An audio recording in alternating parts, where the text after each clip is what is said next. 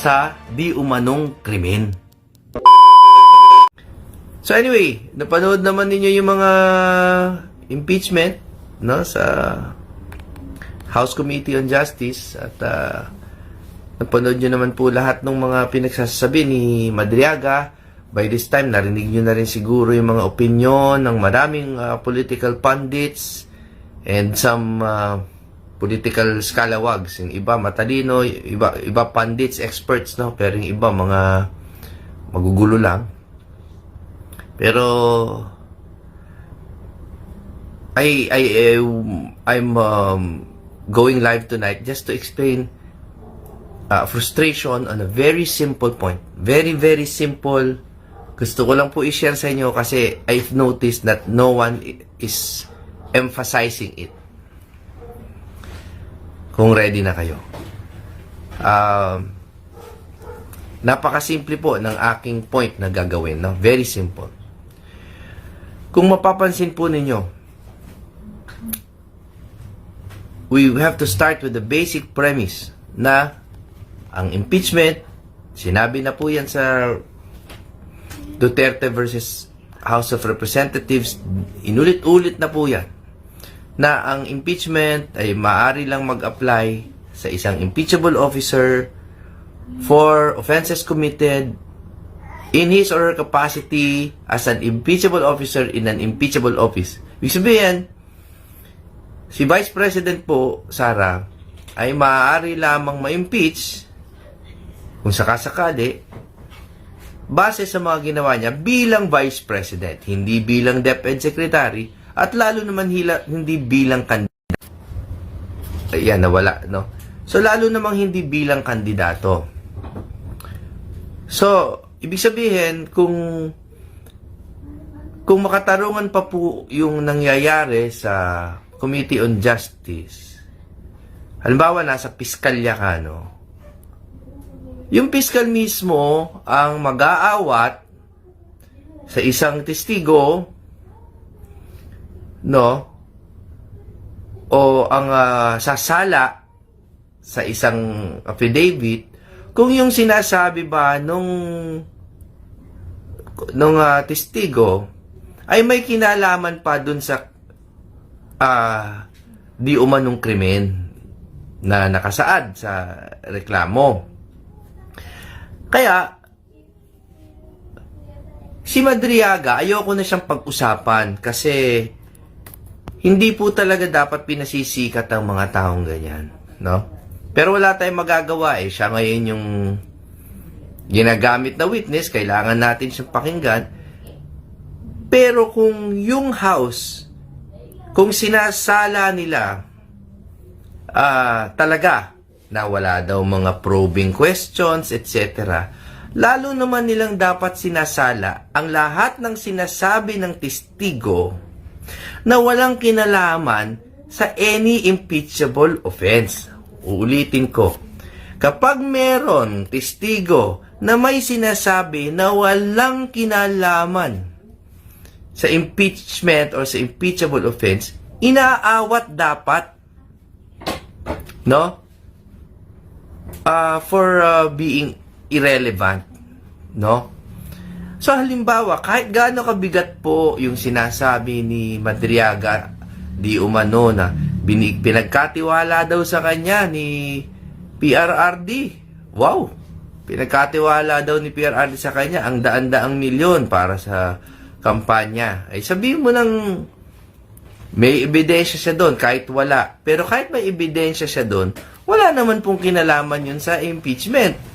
Dahil hindi naman impeachable offense yung mga ginawa di umano ni Sara bilang kandidato kasi hindi naman siya Vice President noon. Gusto ko lang idiin yun. Yun lang kasi yun ang hindi na ididiin sa social media discussions, no? Kasi ang problema po, because this is a very public spectacle, ang mga tao ay syempre nabubuyo silang pag-usapan yung mga maapoy at maiinit na topic na inilalabas ng mga testigo na katulad ni Madriaga. Pero ang gusto ko lang pong paalala, sana po sa publiko at pati po sa House, na ang dapat dinidiscuss lang natin ay yung di umano na impeachable offenses. Wala namang kinalaman yung kanyang pagtakbo, yung mga di umano na ginawa ni Pangulong Duterte. Kung ginawa man yun ni Pangulong Duterte, kay Pangulong Duterte yun, walang kinalaman kay Sara. At kung meron mga ginawa daw di umano, yung butihing asawa ni Vice President na si Attorney Mans, di kay Attorney Mans yun, hindi pa rin yun impeachable or attributable to Sara. So, ang nakaka-frustrate po para sa isang taong simple na katulad ko, na sinisimplihan ko lang yung pagpapanood ng impeachment, nakaka-frustrate na walang umaawat sa mga testigong ganito na may pinag-uusapang offense na walang kinalaman sa impeachment. Ano ang kinalaman ng grades ni Sara? Na by the way, mataas ang grades niya according sa mga kilala kong nakasabay niya sa eskwela. No? Ano ang kinalaman nun sa impeachment?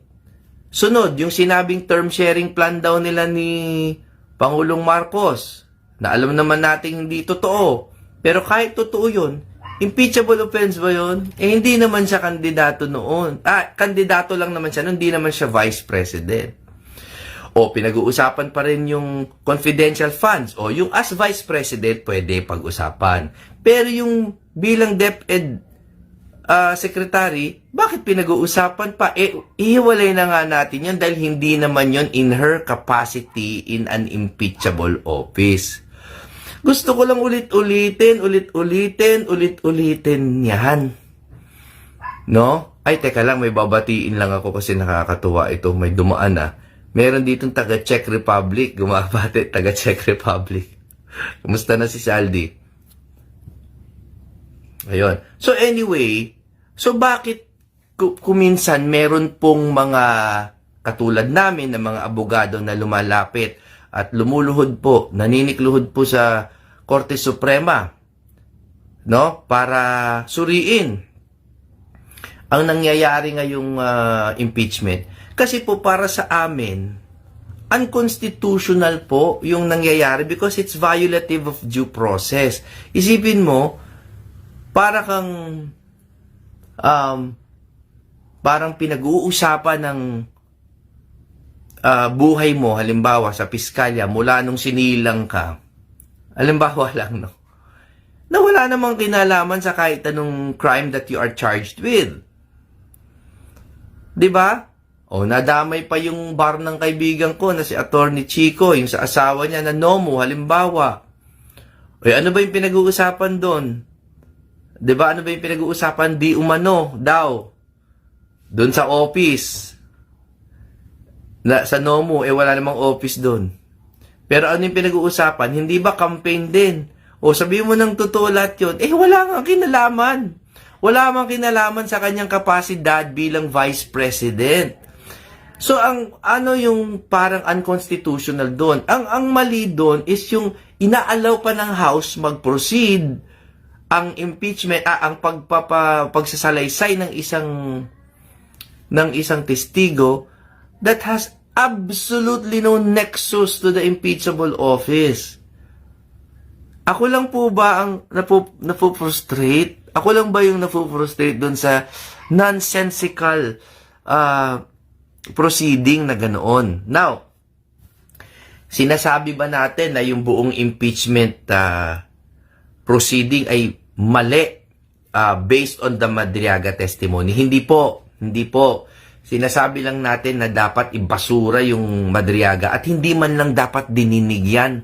Dapat yan, inaawat po yan. Dapat inaawat po yan ng mga congressmen/prosecutors. Kasi nga, dapat inaawat nila kapag walang kinalaman sa impeachment or sa impeachable offense. Ba't hinayaan lang magsalita? Di pagtuloy, yung iba iniisip, demolition job. Kasi nga, parang, Dinamay niyo pa si Baste, dinamay pa si Pulong. Ano yun? Anong kinalaman nun sa impeachable offense? Bakit hindi inaawat? That's the question. Si Madriaga, siyempre magsasalita yan. Wala naman siyang alam sa batas kahit na gumraduate daw siya, hindi nga pumasa Hindi pumasa, tsaka yung alam mo, may mga hindi pumapasa na matalino Pero ito, hindi na pumasa, tapos, ang dami niya pang hindi alam sa government bureaucracy. So, hindi ko sinasabing walang alam si Madriaga just because he failed the bar.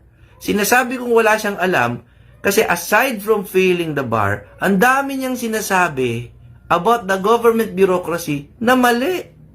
About the PSG, about the PNP, puro mali. So, may mali sa kanya dito. Huwag na natin siyang pag-usapan.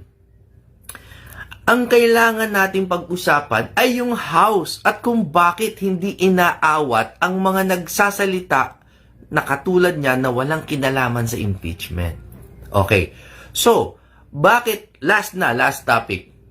Bakit may mga abogado katulad ko at ni Atty. Israelito Bobet Torion at marami pang iba na nagpapatigil dun sa proceeding sa House? Is it because of Madriaga? No. It's not just him. No? Ang sa amin po, mula pa nung simula, sa determination pa lang ng sufficiency in form and in substance, may mali na.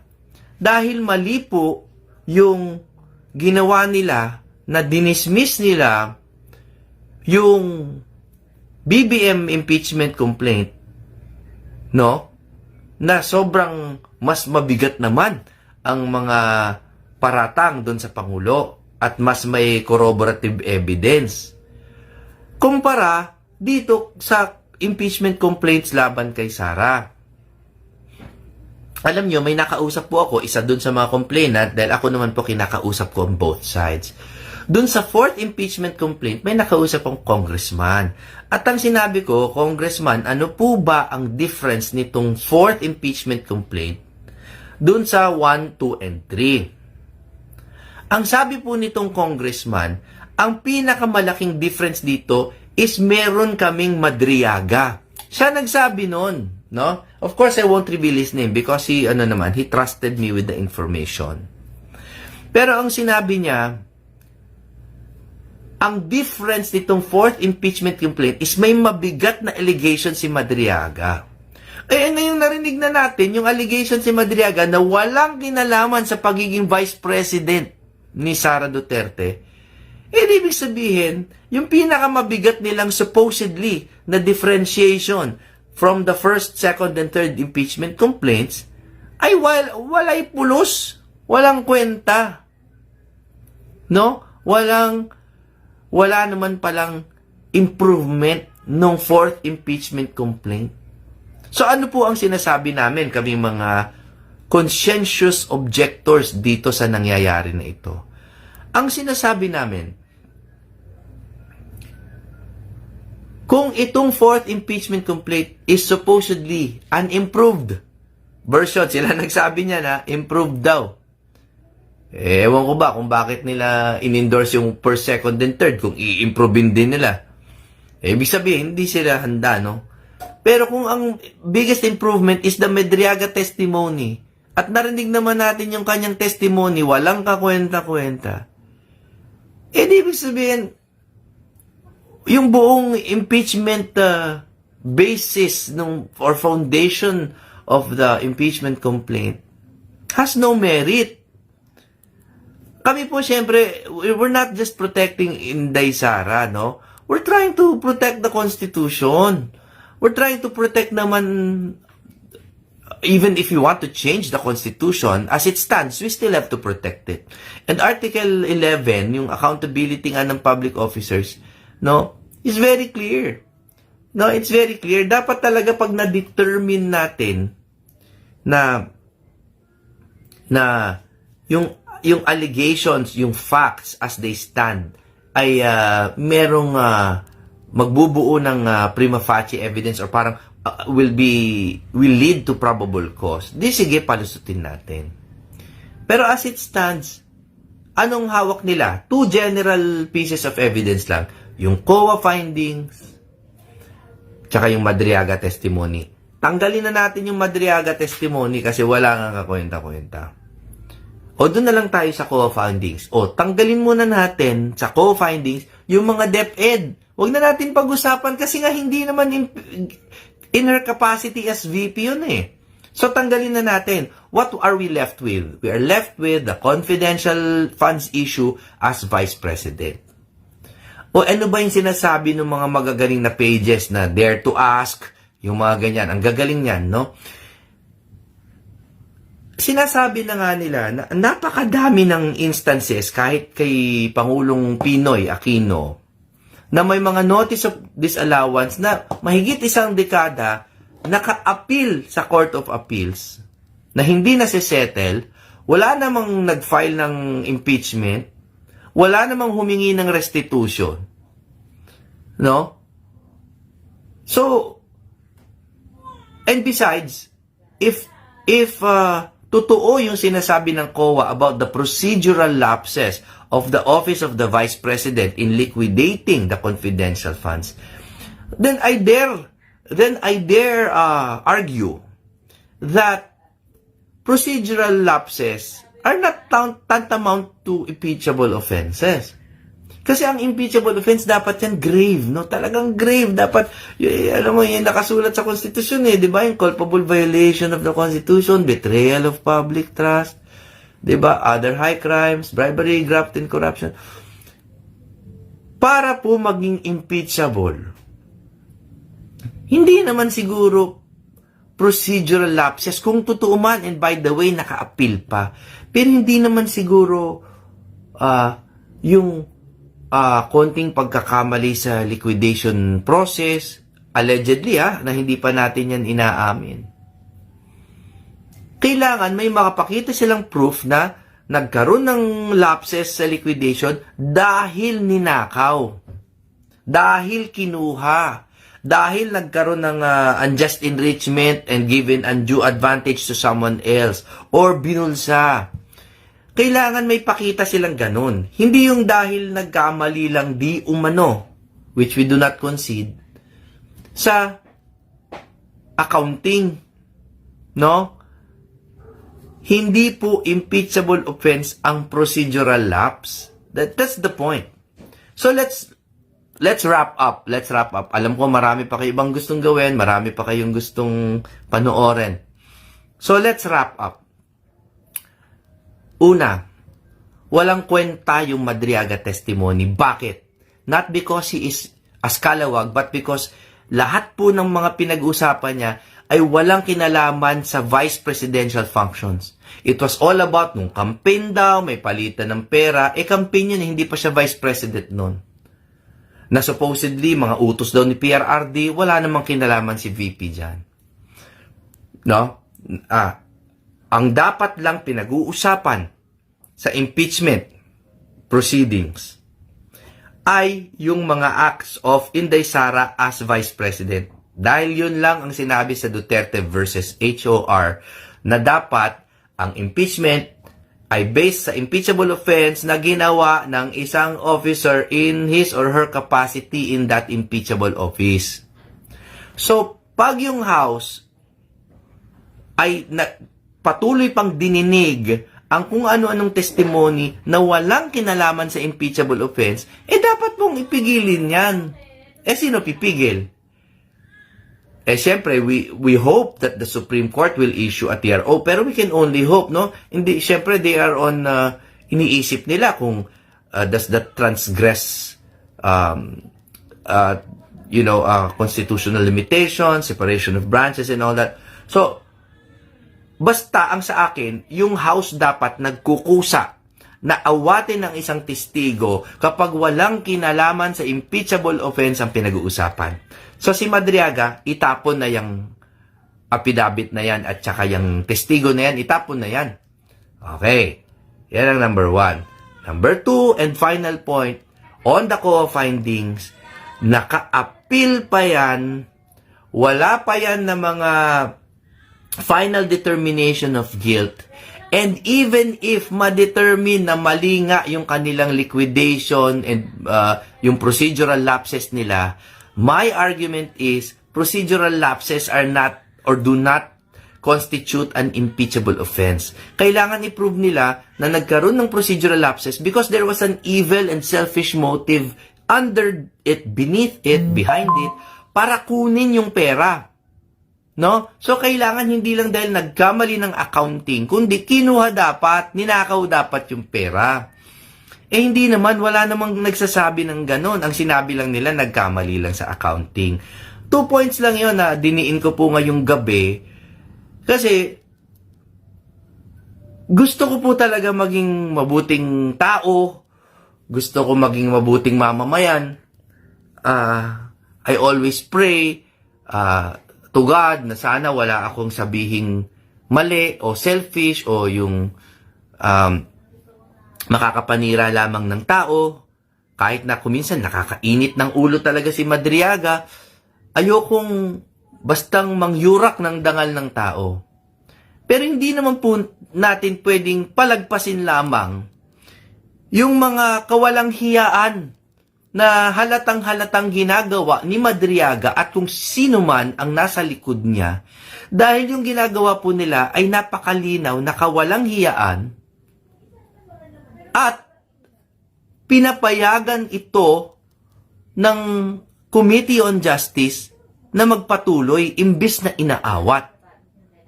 At yun po ay ang pagkakamali ng komite. Dahil kahit sino pong piskal, ang obligasyon po ay dapat hindi pinapayagang makalusot ang testimonya ukol sa mga bagay na walang kinalaman sa di umanong krimen. Yun lang po. I will end this live and I appeal to the good people out there. Yung iba, ayan, nawala yata. I appeal to the smart people, yung mga nag-iisip pa dyan, kahit anong kulay nyo, dilaw, pink, o whatever, no? This politics is killing us, no? It's killing the Philippines. Pinapatay po ng politika ang Pilipinas. And the politics are based on narratives woven by certain private interests who want to keep us stupid and poor. Yung mga reaksyon po natin ngayon, yung galit, yung away, yung mga palitan at yurakan sa social media, ay pinagplanuhan po ng mga matatalinong tao, no? Upang tayo ay magkagulo at para hindi natin maayos itong ating inang bayan, no? Ginagawa po itong lahat on purpose at tayo naman pong lahat ay nauuto so that we cannot get around to doing the building of the nation as we should be doing right now, no?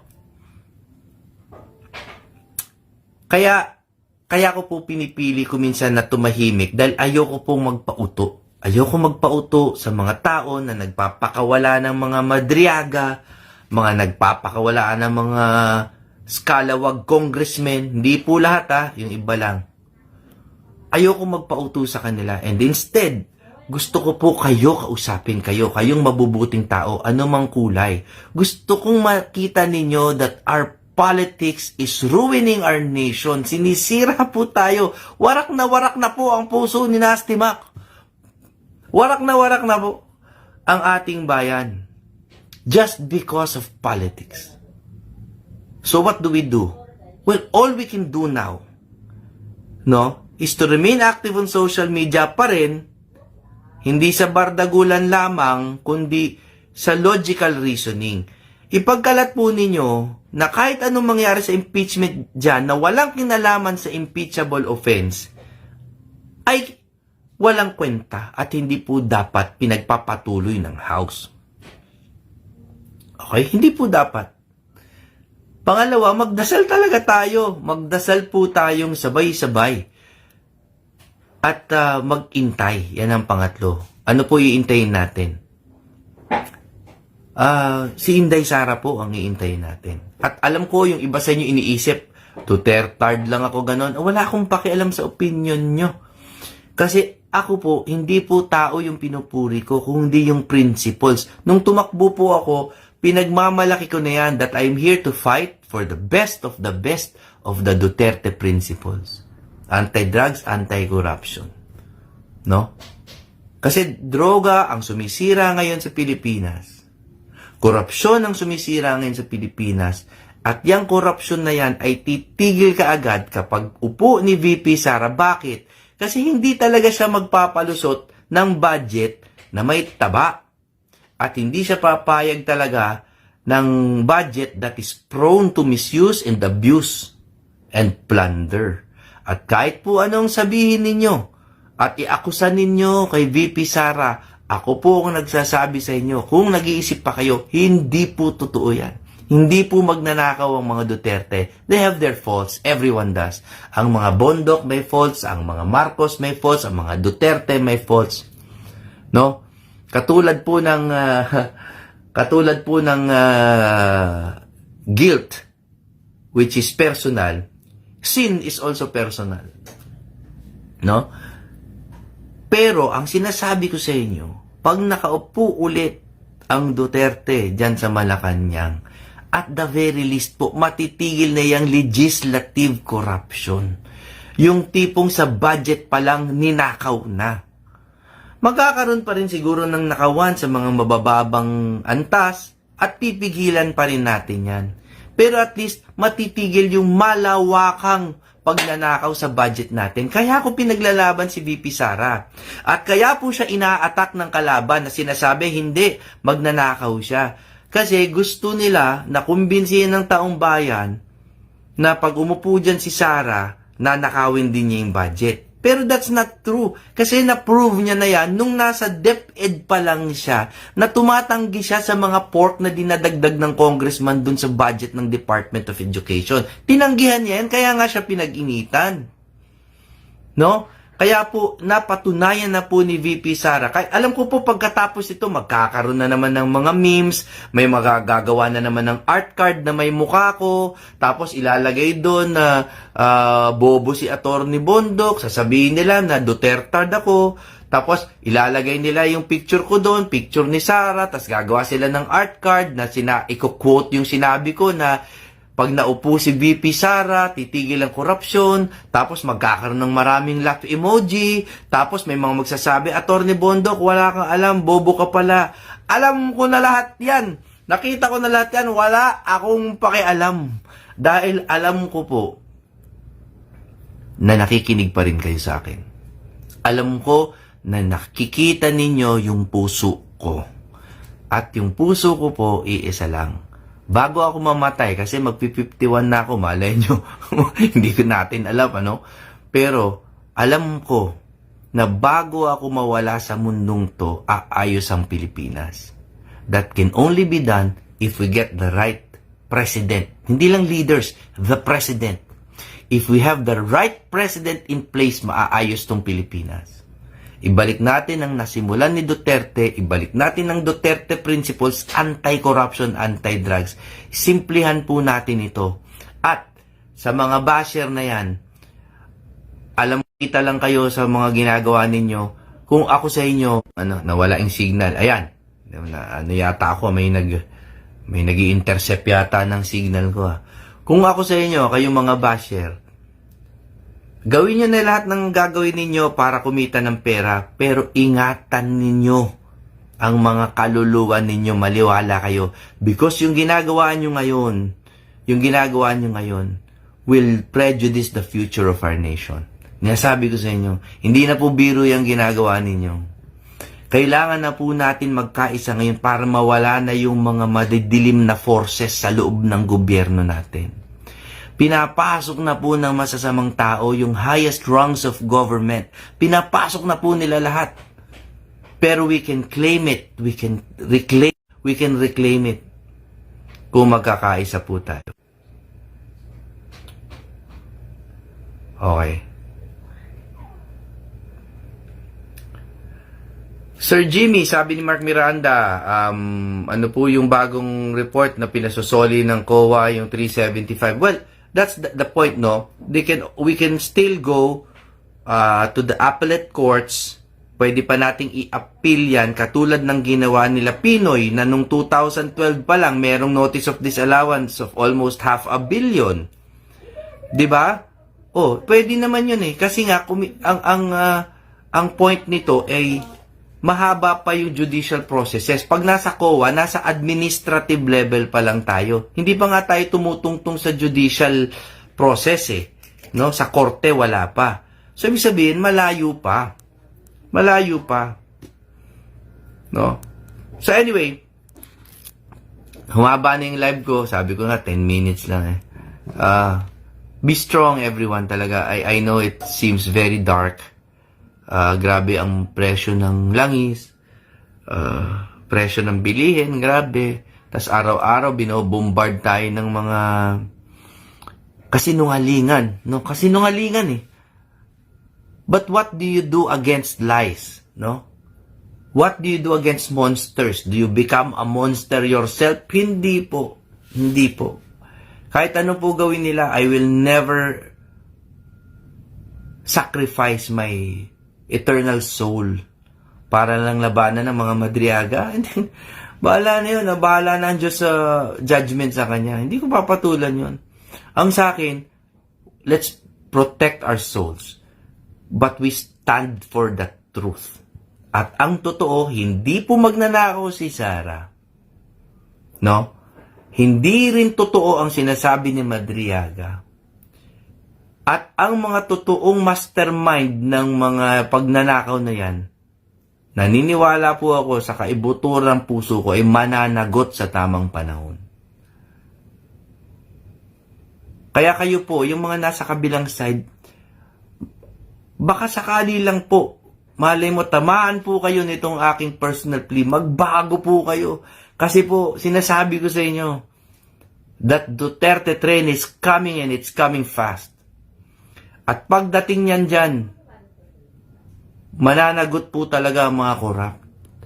Kaya po, sana magbago na po tayong lahat. Maraming salamat po at magdasal po tayong sabay-sabay para sa kinabukasan ng bayan.